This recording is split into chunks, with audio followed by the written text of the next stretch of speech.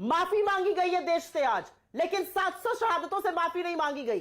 जिन किसानों को गाजर मूली की तरह रौंदा गया, उनका पिता आज भी गृह राज्य मंत्री है, उसको बर्खास्त करे और उनसे माफी मांगे, तब मैं जानूंगी। मैं आपसे एक बात पूछना चाहती हूं, जब जब किसान से मोदी जी आप भिड़िएगा, चाहे वो भूमि अधिग्रहण बिल हो जिसके लिए राहुल गांधी ने मुस्तैदी से किसानों का साथ दिया था, या 3 कृषि काले कानून हो, आपको हार का ही सामना करना पड़ेगा। इस सरकार ने, और मैं 20 सेकंड में अपनी बात खत्म करती हूं, इस सरकार ने चाहे भूमि अधिग्रहण बिल हो, चाहे 3 काले कानून हो, चाहे एमएसपी के ऊपर बोनस देने पर कहा हो हम आपकी धान नहीं खरीदेंगे, गेहूं नहीं खरीदेंगे, चाहे डीजल के दाम बढ़ाना हो, चाहे जीएसटी किसानों पर लगाना हो, हर तरह से किसानों पर प्रहार किया है। अगर आपको लगता है कि चुनावों से 2 महीने पहले ये करके ये मास्टर स्ट्रोक है, तो ये बीजेपी की महाभूल है। आपको किसान और इस देश के लोग सबक सिखाएंगे। क्या बात कर रहे हैं? आपने माफी मांगी, लेकिन शहादत पर एक श्रद्धांजलि नहीं दी। आपके पास आज एक विकल्प है। इस देश के सामने एक बात साफ है, किसानों से भिड़कर आप जीत नहीं सकते, चाहे भूमि अधिग्रहण बिल हो, चाहे काले कानून हो, घुटने आपको टेकने पड़े मोदी जी। अच्छी तरह सुनिए, धमाका है ये।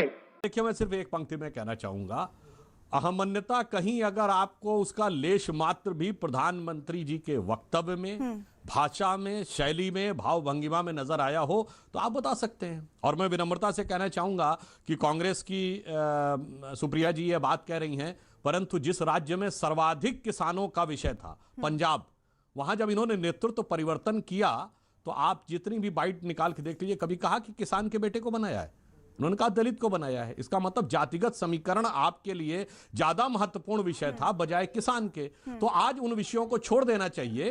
किसान हमारे लिए महत्वपूर्ण विषय है, चुनाव का विषय नहीं है। चुनाव के लिए उनके लिए जातिगत समीकरण महत्वपूर्ण विषय था।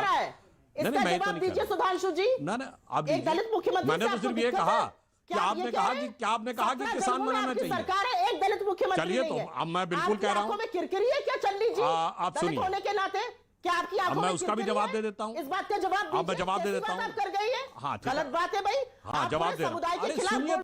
अब मैं बोल लूं, अब मैं इंतजार करूंगा कि केरल में जहां से राहुल गांधी जी सांसद हैं, जहां पर एपीएमसी एक्ट नहीं है, वहां ये कब लागू करेंगे, उसकी हमें प्रतीक्षा रहेगी। किसानों के हित के बड़े चिंतक जो हैं वो कितनी संवेदनशीलता के साथ वहां लागू करेंगे, ये मुझे प्रतीक्षा रहेगी। महाराष्ट्र में कॉन्ट्रैक्ट फार्मिंग एक्ट ये कब रिपील करेंगे, या मुझे प्रतीक्षा रहेगी। पंजाब में जो सब्जी और फल में नहीं है वो कब लागू करेंगे, इसकी हमें प्रतीक्षा रहेगी।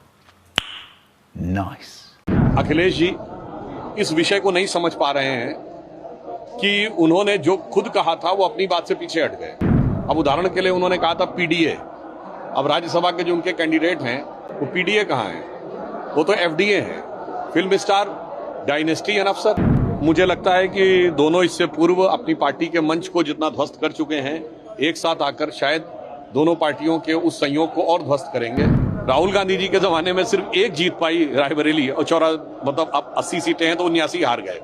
मुझे लगता है कांग्रेस कुल गौरव और समाजवादी पार्टी के कुल कुलांगार, इन दोनों बच्चों ने आकर जो भी अपना इतिहास दिखाया है, भविष्य की बानगी उसमें नजर आ रही है। भैया, बबुआ और बुआ जी, सबका संकट एक है, आएगा तो मोदी ही, चूंकि नियत नेक। देखिए, इन सारे विषयों के ऊपर मामला न्यायालय में विचाराधीन है। तथ्यों, साक्ष्यों और प्रमाणों के आधार के ऊपर न्यायालय निर्णय ले रहा है, तो न्यायालय का जो भी निर्णय आएगा हम उस निर्णय का स्वागत करते हैं। समाजवादी पार्टी कह रही कि Bharatiya Janata party horse trading करा रही है, चुनाव जीतने के लिए कुछ भी कर सकती है। देखिए साहब, समाजवादी पार्टी के साथ समस्या ये है कि अखिलेश जी इस विषय को नहीं समझ पा रहे हैं कि उन्होंने जो खुद कहा था वो अपनी बात से पीछे हट गए। अब उदाहरण के लिए उन्होंने कहा था पीडीए, अब राज्यसभा के जो उनके कैंडिडेट हैं वो पीडीए कहाँ हैं, वो तो एफडीए हैं, फिल्म स्टार, डायनेस्टी एंड अफसर।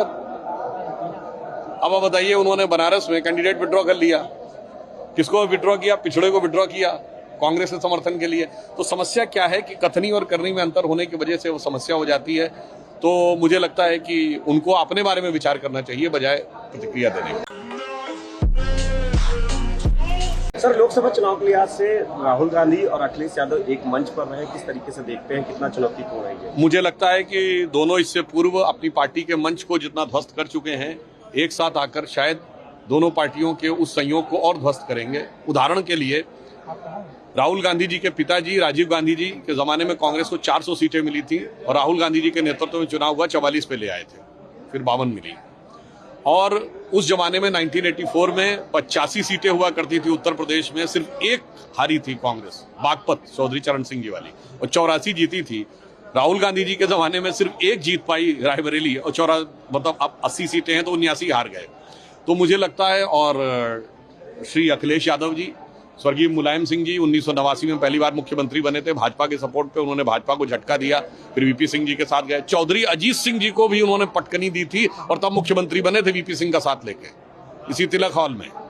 अब वीपी सिंह को झटका दिया, चंद्रशेखर जी के साथ गए, चंद्रशेखर जी को झटका दिया, काशीराम जी के साथ गए, और सबको झटकते हुए वो अंततः 2012 में कुशलता के साथ समाजवादी पार्टी की स्पष्ट बहुमत की सरकार बनाने में सफल हुए। अखिलेश जी को सत्ता दी, वो 57 पे ले आए।